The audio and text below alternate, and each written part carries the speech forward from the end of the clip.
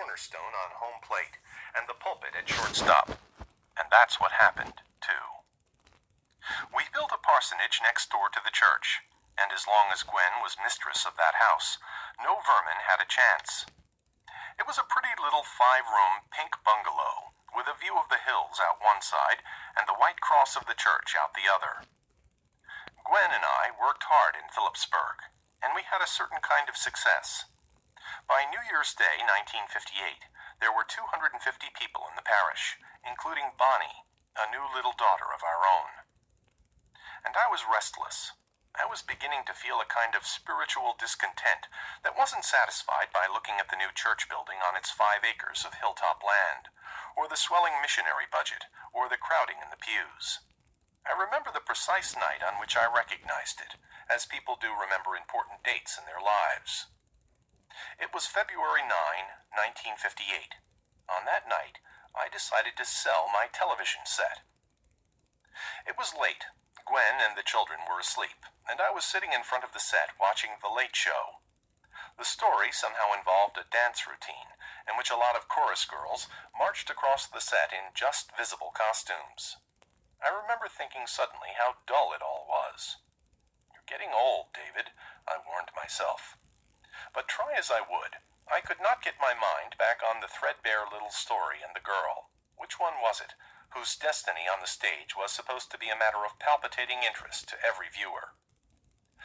I got up and turned the knob and watched the young girls disappear into a little dot in the center of the screen.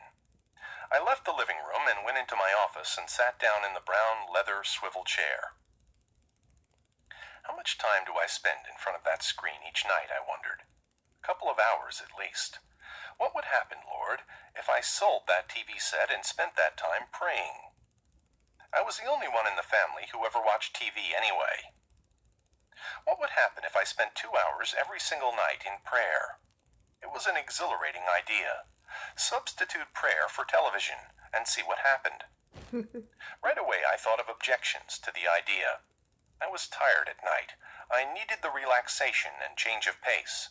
Television was part of our culture. It wasn't good for a minister to be out of touch with what people were seeing and talking about. I got up from my chair and turned out the lights and stood at my window, looking out over the moonlit hills. Then I put another fleece before the Lord, one which was destined to change my life.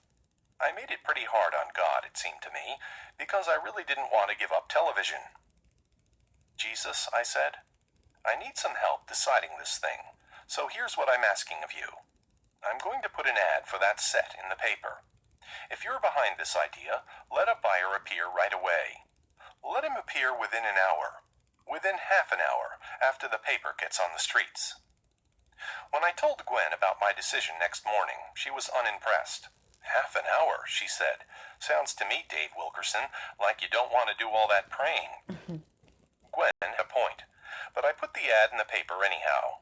It was a comical scene in our living room after the paper appeared. I sat on the sofa with the television set looking at me from one side, the children and Gwen looking at me from another, and my eyes on a great big alarm clock beside the telephone. 29 minutes passed by the clock. "Well, Gwen," I said, "it looks like you're right. I guess I won't have to—" The telephone rang. I picked it up slowly, looking at Gwen. "You have a TV set for sale?" a man's voice asked. "That's right, an RCA in good condition, 19-inch screen, 2 years old. How much do you want for it?" $100, I said quickly. I hadn't thought about what to ask for it until that moment, the man said, just like that.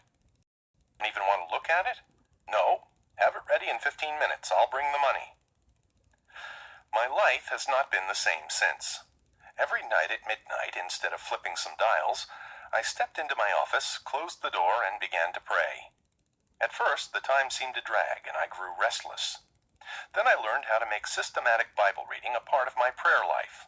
I'd never before read the Bible through, including all the begats. And I learned how important it is to strike a balance between prayer of petition and prayer of praise. What a wonderful thing it is to spend a solid hour just being thankful.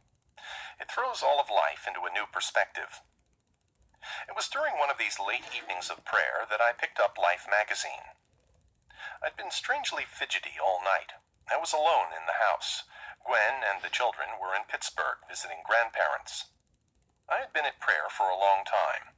I felt particularly close to God, and yet for reasons I could not understand, I also felt a great heavy sadness. It came over me all at once, and I wondered what it could possibly mean. I got up and turned on the lights in the study.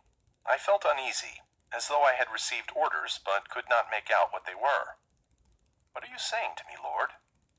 I walked around the study, seeking to understand what was happening to me. On my desk lay a copy of Life. I started to pick it up, then caught myself. No, I wasn't going to fall into that trap, reading a magazine when I was supposed to be praying. I started prowling around the office again, and each time I came to the desk, my attention was drawn to that magazine. "Lord, is there something in there you want me to see?" I said aloud, my voice suddenly booming out in the silent house. I sat down in my brown leather swivel chair, and with a pounding heart, as if I were on the verge of something bigger than I could understand, I opened the magazine. A moment later, I was looking at a pen drawing of 7 boys, and tears were streaming down my face. The next night was Wednesday prayer meeting at church. I decided to tell the congregation about my new 12-to-2 prayer experiment, and about the strange suggestion that had come out of it. Wednesday night turned out to be a cold, snowy midwinter evening. Not many people showed up.